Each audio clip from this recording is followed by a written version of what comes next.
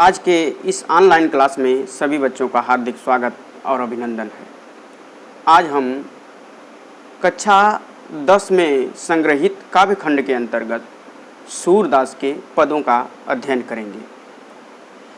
सूरदास के पदों का अध्ययन करने से पूर्व हमें संक्षिप्त रूप में सूरदास का जीवन परिचय जान लेना आवश्यक है।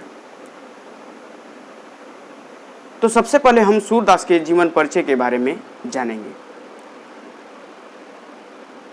चूंकि हिंदी साहित्य का इतिहास 4 कालखंडों में विभाजित है, आदिकाल, भक्तिकाल, रीतिकाल और आधुनिक काल। इन 4 खंडों में जो भक्ति काल का समय सीमा है वह संवत 1375 से लेकर 1700 विक्रम संवत तक माना जाता है, अर्थात 1318 से लेकर 1643 का जो समय था उसे हम भक्ति काल के नाम से जानते हैं। भक्ति काल को 2 धाराओं में बांटा गया, निर्गुण काव्य धारा के और सगुण काव्य धारा। निर्गुण काव्य धारा में वे कवि आते हैं जो ईश्वर के सतो, रजो और तमो गुण से परे रूप का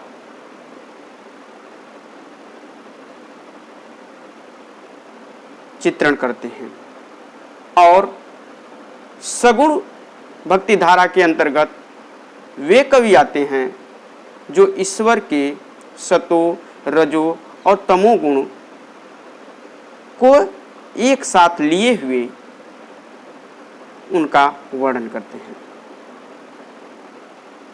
अब निर्गुण काव्य धारा को भी 2 भागों में बांटा गया, ज्ञानाश्रयी शाखा और प्रेमाश्रयी शाखा। ज्ञानाश्रयी शाखा के प्रमुख जो कवि थे, प्रतिनिधि कवि थे, वह कबीर थे, और प्रेमाश्रयी शाखा के प्रमुख जो कवि थे वह मलिक मोहम्मद जायसी जी थे। इसी प्रकार सगुण काव्य धारा को भी 2 शाखाओं में विभाजित किया गया, कृष्णाश्रयी शाखा जिसके प्रतिनिधि कवि सूरदास जी हैं, और रामाश्रयी शाखा जिसके श्रेष्ठ और प्रतिनिधि कवि तुलसीदास जी हैं। इस प्रकार सूरदास जी भक्तकालीन कवियों में सगुण भक्ति धारा के अंतर्गत कृष्णाश्रयी शाखा के प्रमुख कवि हैं।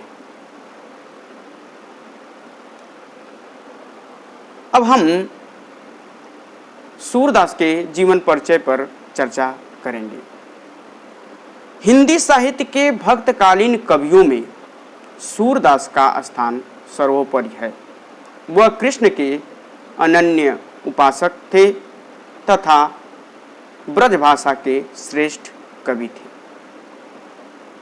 सूरदास को वात्सल रस का सम्राट माना जाता है।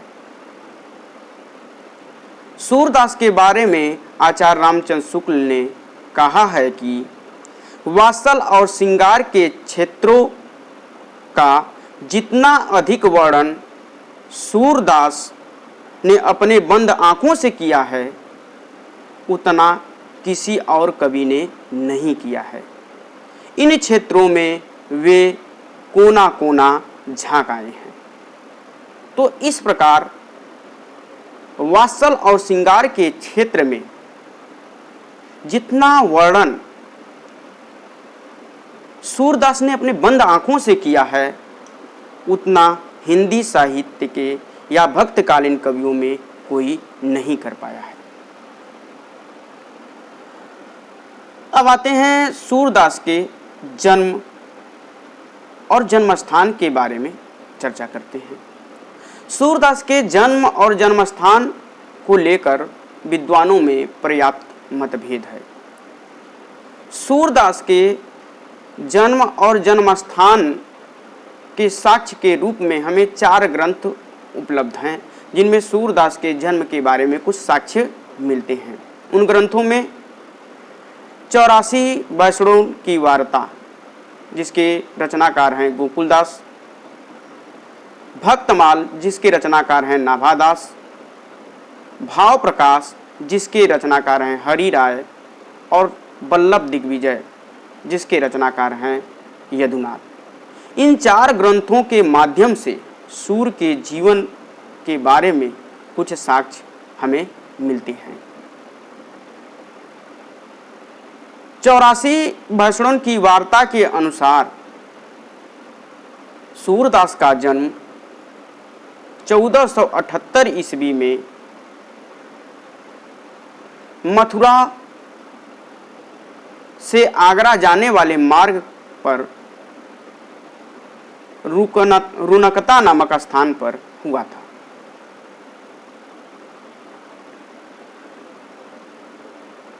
तो इस प्रकार जो 84 वैष्णों की वार्ता ग्रंथ है, इससे पता चलता है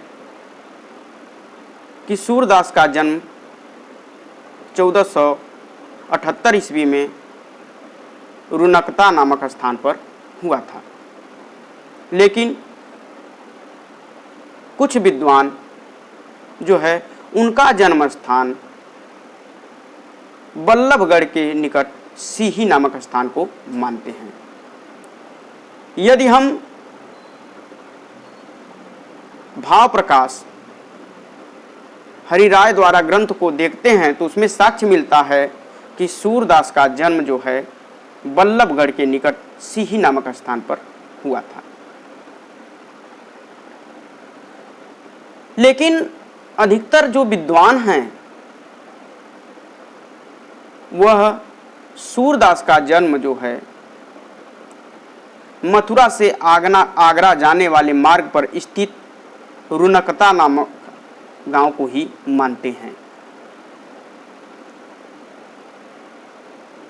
बाद में सूरदास वैराग्य धारण करके गऊ घाट में रहने लगे। एक बार आचार्य वल्लभाचार्य वृंदावन स्नान करने के लिए जा रहे थे, तभी मार्ग में उनकी मुलाकात सूरदास से हुई। उस समय सूरदास विनय और भक्ति के पद गाया करते थे। लेकिन जैसे ही उनका मिलन वल्लभाचार्य जी से होता है तो वे कृष्ण के बाल रूप तथा माधुर्य रूप को लेकर अपनी रचना करते हैं। इस प्रकार स्पष्ट है कि वल्लभाचार्य से मिलने से पूर्व जो सूरदास जी थे वह सखा भाव से भगवान कृष्ण का भजन करते थे। लेकिन वल्लभाचार्य से के मिलने के बाद वे कृष्ण के बाल छवि, वात्सल्य रूप और माधुर्य रूप का बड़ा ही मनोहारी और हृदयग्राही वर्णन किया है। ये तो रही बात सूरदास के जन्म के बारे में। लेकिन सूरदास के बारे में एक और मतभेद है कि सूरदास जन्मांध थे या बाद में अंधे हुए थे। इस विषय को लेकर भी विद्वानों में जो है बहुत ही मतभेद है। कुछ विद्वान सूरदास को जन्मांध मानते हैं तो कुछ विद्वान सूरदास को बाद में अंधे मानते हैं।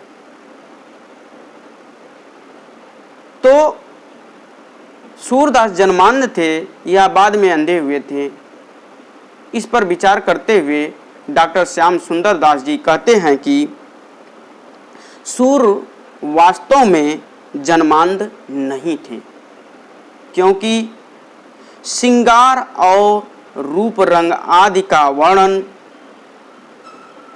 जो इन्होंने किया है वैसा कोई जन्मांध व्यक्ति नहीं कर सकता है। इस प्रकार डॉक्टर श्याम सुंदर दास के इन बातों का समर्थन आचार्य हजारी प्रसाद द्विवेदी भी करते हैं। लेकिन कुछ विद्वान मानते हैं कि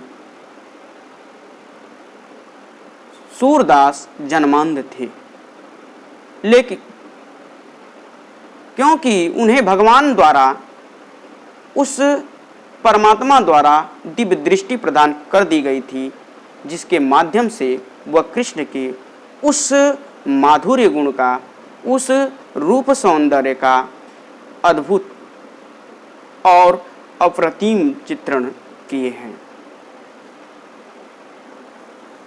अब आते हैं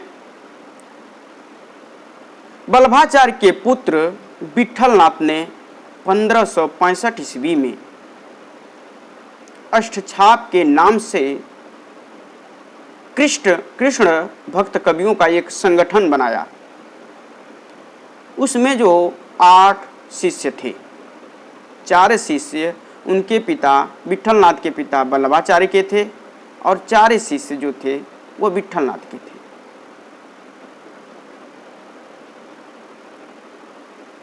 जो वल्लभाचार्य के 4 शिष्य थे उसमें कुंभन दास, सूरदास, परमानंद दास और कृष्णदास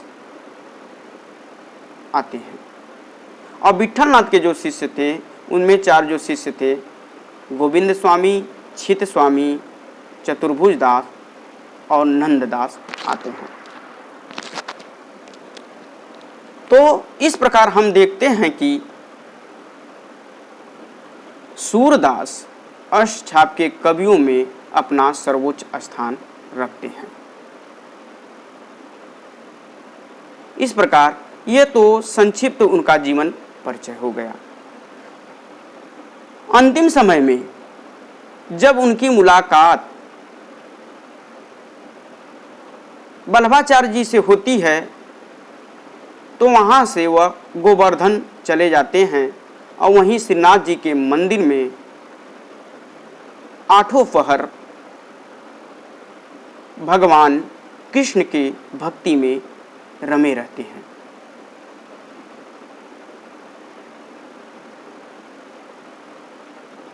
हिंदी साहित्य के आकाश का यह सूर्य सन 1583 ईस्वी में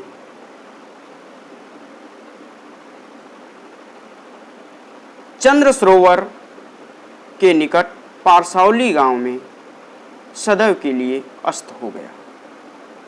अर्थात सूरदास की मृत्यु जो है 1583 ईस्वी में हुई।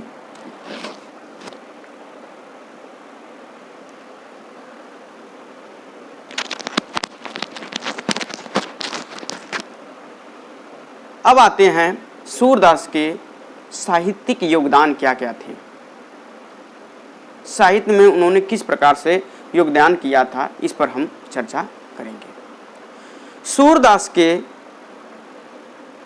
3 कृतियां प्रमुख हैं जो हमारे सामने आती हैं, सूरसागर, सूर सरावली और साहित्य लहरी। इसके अतिरिक्त भी उनकी कुछ कृतियां मिलती हैं जैसे सूर साठी, सूर रामायण, नल दमयंती, ब्याहलो।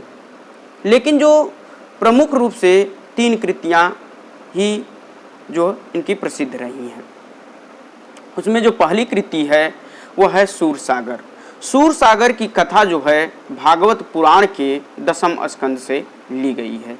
इसमें कृष्ण के जन्म से लेकर मथुरा जाने तक की कथा का वर्णन किया गया है। सूरसागर जो है सूरदास की सबसे प्रमाणित कृति है, विद्वान इसे सबसे प्रमाणित कृति मानते हैं।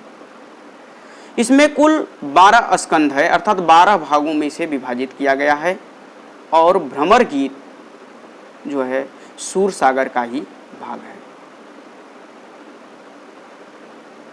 चूंकि भ्रमर गीत बहुत ही हिंदी साहित्य में प्रसिद्ध माना जाता है। भ्रमर गीत का तात्पर्य यह होता है कि जहां ज्ञान का खंडन किया जाए और प्रेम का मंडन किया जाए, वहाँ जो है उसी को हम भ्रमर गीत कहते हैं। इसमें जो है गोपियों द्वारा जो है ज्ञान का खंडन किया जाता है और प्रेम का मंडन किया जाता है। इस प्रकार जो है भ्रमर गीत हमारे सामने आती है। जो प्रवर्ती साहित्यकार भी भ्रमर गीत की रचना करते हैं, चाहे नंददास को ले लीजिए, चाहे आधुनिक युग में हम भारतेंद्र हरिश्चंद्र को ले लें। अब इनकी दूसरी रचना जो हमारे सामने उपलब्ध है वह है सूर सरावली। सूर सरावली को जो इनकी रचना है वह सूर सागर से ही अनुप्राणित इसे माना जाए तो कोई इसमें अनियुक्ति नहीं होगी, क्योंकि जो सूर सरावली की रचना है वह सूर सागर के 12 जो स्कंद में विभाजित है उसी का सतसार प्रस्तुत किया गया है। इसमें सूरदास जी कृष्ण के रूप सौंदर्य का बड़ा ही मनमोहक चित्रण किया है। अब तीसरी रचना है साहित्य लहरी। साहित्य लहरी में सूरदास जी के दृष्टिकूट पदों का संकलन है। इसमें नायिका भेद, रस, अलंकार आदि का बड़ा ही सफलतापूर्वक चित्रण किया गया है। साहित्य लहरी ग्रंथ से यह भी पता चलता है कि सूरदास स्वयं यह स्वीकार किया है कि वह पृथ्वीराज रासों के रचयिता चंद्रबरदाई के वंशज थे।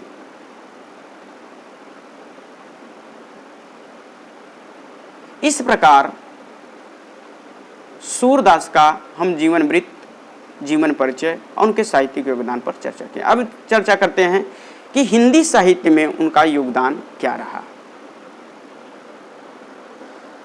जब हिंदी साहित्य में योगदान की बात आती है तो हिंदी साहित्य के आकाश में सूरदास की ख्याति सूर्य की तरह है। इनके बारे में एक दोहा प्रसिद्ध है कि सूर सूर तुलसी शशि उडगन के सौदास, अज के कवि खगोत सम जहता करत प्रकाश। यानी कि सूरदास जो है सूर्य के समान हैं और तुलसीदास चंद्रमा के समान है। इस हिंदी साहित्य के आकाश में सूरदास जो है सूर्य के समान हैं और तुलसीदास चंद्रमा के सदृश हैं। और सूर सूर तुलसी शशि उडगन केशवदास, और जो केशवदास जी हैं वह तारे के सदृश हैं, क्योंकि सूर्य, चंद्रमा और तारे ये सदैव विद्यमान रहने वाले हैं। अब के कवि खगोत सम जहतः करत प्रकाश, कहना कि आज के जो कवि हैं वो जुगनुओं की भांति हैं, कभी जलते हैं तो कभी बुझ जाते हैं। आज के कवि ऐसे ही हैं।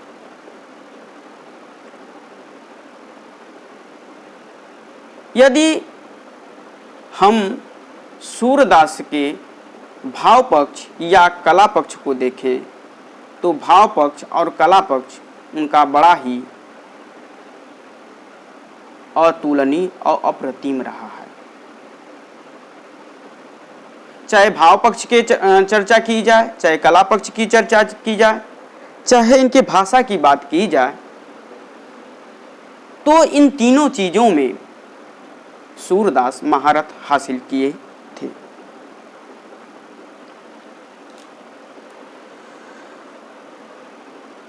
महाकवि सूरदास हिंदी साहित्य में अपना सर्वोत्कृष्ट स्थान रखते हैं। सूरदास केवल भाव पक्ष और कला पक्ष को ही सुदृढ़ नहीं किया, बल्कि भाषा की दृष्टि से भी हिंदी साहित्य के में अप्रतिम और अद्वितीय स्थान रखते हैं। इनके बारे में आचार्य हजारी प्रसाद द्विवेदी ने कहा है कि सूरदास जब भी अपने प्रिय विषय का वर्णन करते हैं, आचार्य हजारी प्रसाद द्विवेदी कहते हैं कि सूरदास जब भी अपने प्रिय विषय का वर्णन करते हैं तो मानो अलंकार शास्त्र हाथ जोड़कर उनके पीछे पीछे दौड़ा करता है। उपमाओं की बाढ़ आ जाती है और रूपकों की वर्षा होने लगती है। इस प्रकार सूरदास हमारे सामने एक साहित्य के ऐसे कवि के रूप में उपस्थित होते हैं जिन्होंने भक्तिकालीन कवियों में अपना एक उत्कृष्ट स्थान रखते हैं। अब इन चार पंक्तियों के माध्यम से हम इनके बारे में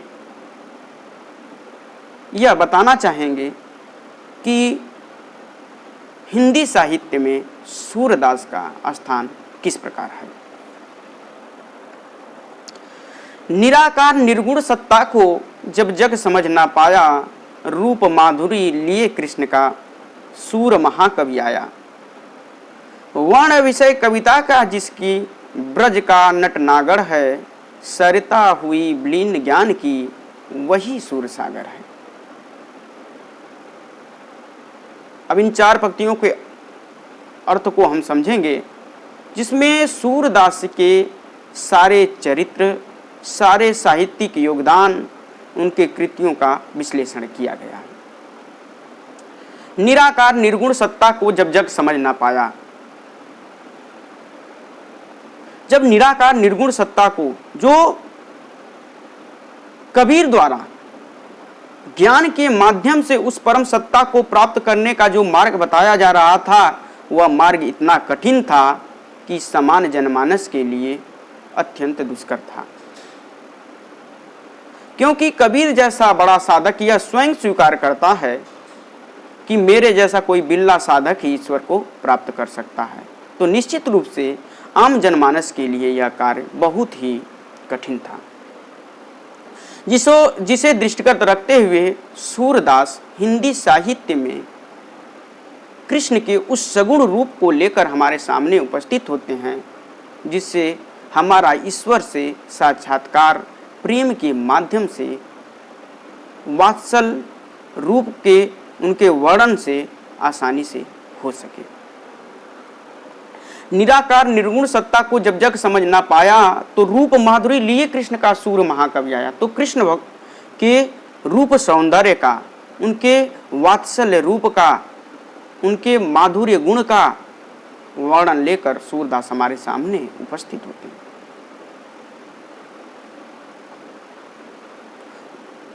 निराकार निर्गुण सत्ता को जब जग समझ ना पाया, रूप माधुरी लिए कृष्ण का सूर महाकवि आया। वर्ण विषय कविता का जिसकी ब्रज का नटनागर है, जो इनके मुख्य प्रतिपाद रहा, साहित्य के सृजन का जो मुख्य प्रतिपाद रहा, वह ब्रज के कृष्ण के रूप सौंदर्य का वर्णन था। और इनकी जो भाषा थी, उस समय मध्यकाल की प्रसिद्ध भाषा ब्रज भाषा थी। रूप माधुरी लिए कृष्ण का सूर महाकवि आया। वर्ण विषय कविता का जिसकी ब्रज का नटनागर है, सरिता हुई विलीन ज्ञान की वही सूर सागर है। अगर ज्ञान की बातों को आपको ढूंढना है तो आप सूरदास द्वारा विरचित सूर सागर को पढ़िए, जिसमें श्रीमद्भागवत गीता के 10वें स्कंद की कथा का वर्णन सूरदास ने अपने सूर सागर में किया है। तो इस प्रकार हम देखते हैं कि सूरदास हमारे सामने एक ऐसे कवि के रूप में आते हैं जो मध्यकाल के भक्तकालीन कवियों में अपना सर्वोच्च स्थान रखते हैं। आज बस इतना ही। इससे जो संबंधित PDF होगा आपको इस वीडियो के डिस्क्रिप्शन में मिल जाएगा, आप वहां से उसे डाउनलोड कर सकते हैं। अब आगे जो हम पढ़ेंगे उनके पदों का अध्ययन जो है अब अगली क्लास में करेंगे। आज बस इतना ही। धन्यवाद।